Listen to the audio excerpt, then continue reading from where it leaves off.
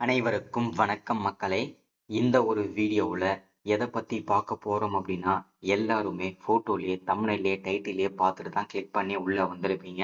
ஆமாங்க, வரக்கூடிய 1/8/2025 முதல் இந்த 3 வகை ரேஷன் அட்டை வைத்திருக்கக்கூடிய, அதாவது குறிப்பிட்ட இந்த என்பிஹெச்ஹெச், பிஹெச்ஹெச், ஏஏஒய் இந்த 3 வகை ரேஷன் அட்டைகள் வைத்திருக்கக்கூடிய அனைத்து குடும்ப தலைவிகளுக்கும் மாதம் ரூபாய் 6,000 கிடைக்க போகிறது உதவித்தொகையாக அப்படின்னு சொல்லிட்டு தமிழக அரசு அறிவிப்பு கொடுத்திருக்கிறாங்க.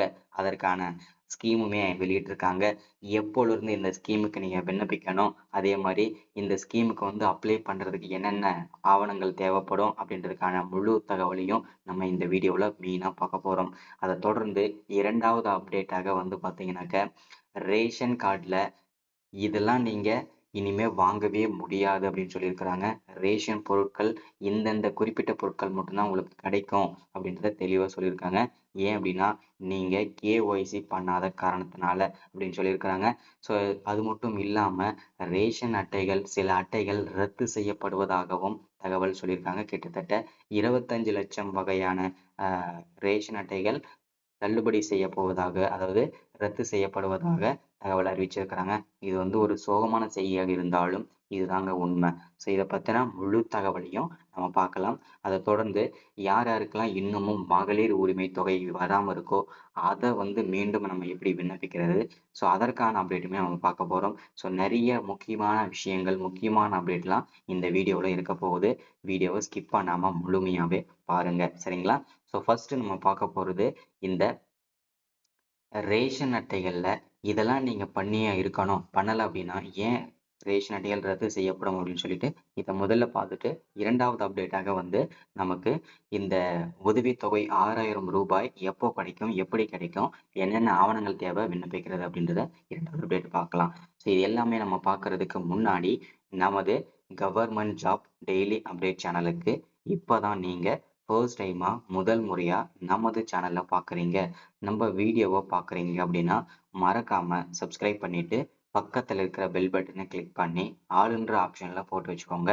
அப்போ தான் நம்ம போடக்கூடிய அரசு துறையிலிருந்து வரக்கூடிய எல்லா விதமான கவர்மெண்ட்டோட ஜாப்ஸ் அப்டேட்ஸ் நோட்டிஃபிகேஷன் இது எல்லாமே நீங்கள் உடனுக்குடனே நமது சேனலில் ஈஸியாகவே துல்லியமாகவே தெரிஞ்சுக்க முடியும், சரிங்களா?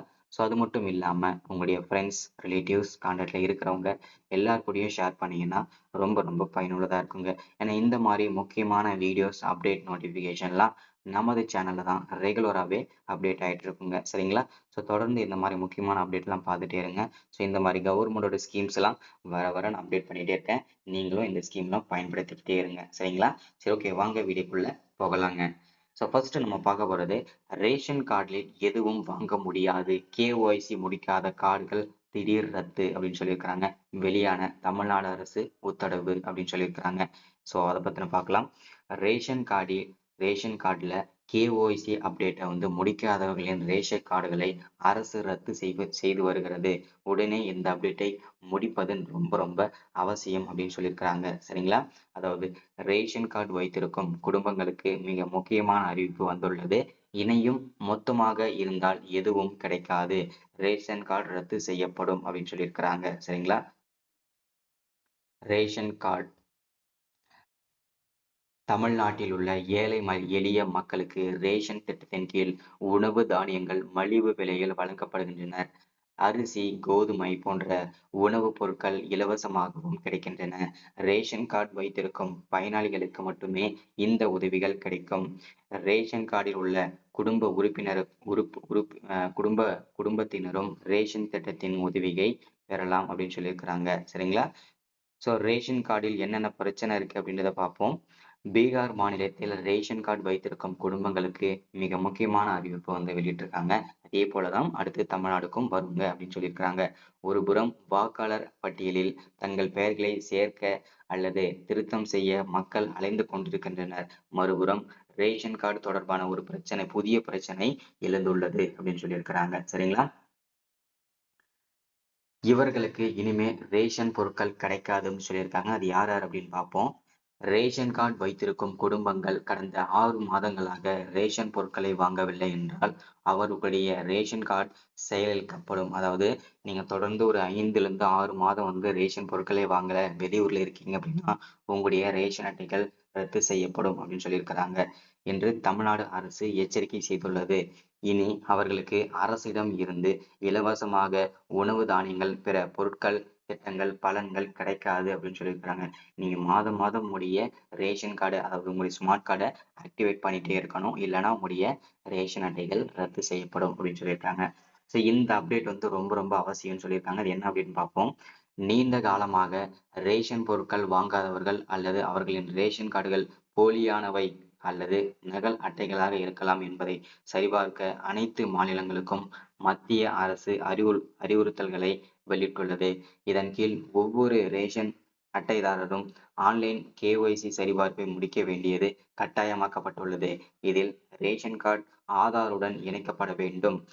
பயனாளிகளின் பயோமெட்ரிக் சரிபார்ப்பு செய்யப்படும் அப்படின்றதையும் தெளிவா சொல்லியிருக்காங்க. ஸோ கிட்டத்தட்ட இது எல்லாமே பண்ணாத, கேஒய்சி அப்டேட் பண்ணாத, ஸோ இந்த விஷயங்கள்லாம் செய்யாத ரேஷன் அட்டைகள் கிட்டத்தட்ட 25 லட்சம் ரேஷன் கார்டுகள் வந்து ரத்து செய்யப்படும் அப்படின்னு சொல்லியிருக்கிறாங்க. ஸோ அதை பற்றின அப்டேட் பார்ப்போம். தமிழ்நாடு முழுவதும் சுமார் 23 கோடி ரேஷன் கார்டுகள் உள்ளன. அவற்றில் 8.71 கோடி ரேஷன் கார்டுகள் பீகார் மாநிலத்தில் மட்டும் இருக்கின்றன.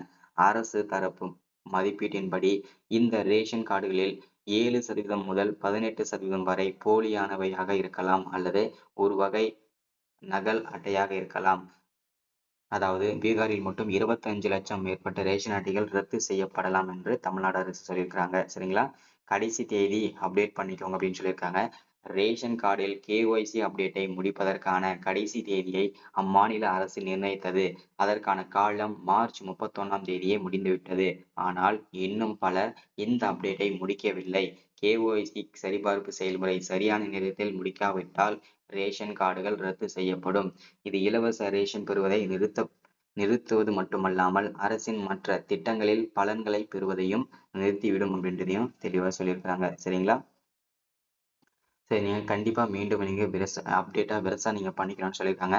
அரசாங்க திட்டத்தின் பலன்களை பெற ரேஷன் கார்டு அவசியமாக்கி உள்ளது. எனவே இந்த கேஒய்சி சரிபார்ப்பு செயல்முறையை முடிக்காமல் இருப்பது பிரச்சனையை முடியலாம். அரசின் நலத்திட்ட உதவிகளை பெற முடியாது. எனவே இந்த விஷயத்தில் மொத்தமாக இருக்காமல், அதாவது மெத்தனமாக இருப்பாங்க, அதாவது மௌனமாக இருக்காமல் சீக்கிரமாக அப்டேட் பண்ணிக்கோங்க அப்படின்றதையும் தெளிவாக சொல்லியிருக்காங்க. சரிங்களா?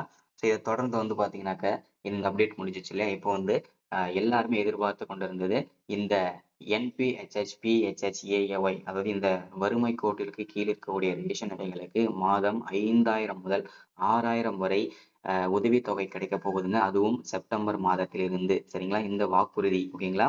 அதாவது 2026ஆம் ஆண்டு தேர்தல் வரப்போகுது. அதற்கு முன்பாகவே இந்த வாக்குறுதி செயல்படுத்தப்பட்டிருக்கு. இது பெண்களுக்காக மட்டும்தான், பெண்கள் முன்னேற்றத்திற்காக. சரிங்களா? இந்த ஸ்கீமுக்கு அடுத்த ஆகஸ்ட் 2ஆம் வாரத்திலிருந்து விண்ணப்பிக்கலாம்னு சொல்லியிருக்காங்க. அப்ளை பண்ணும்போது நான் கண்டிப்பா வீடியோஸ் போடுறேன். ஸோ அந்த ஸ்கீமு அந்த டாக்குமெண்ட்ல நீங்க கொண்டு போயிட்டு அவங்க சொல்லியிருக்க அந்த எந்த இடத்துல சொல்லியிருக்காங்களோ அப்போ போயிட்டு நம்ம வந்து விண்ணப்பிச்சுக்கலாங்க. சரிங்களா?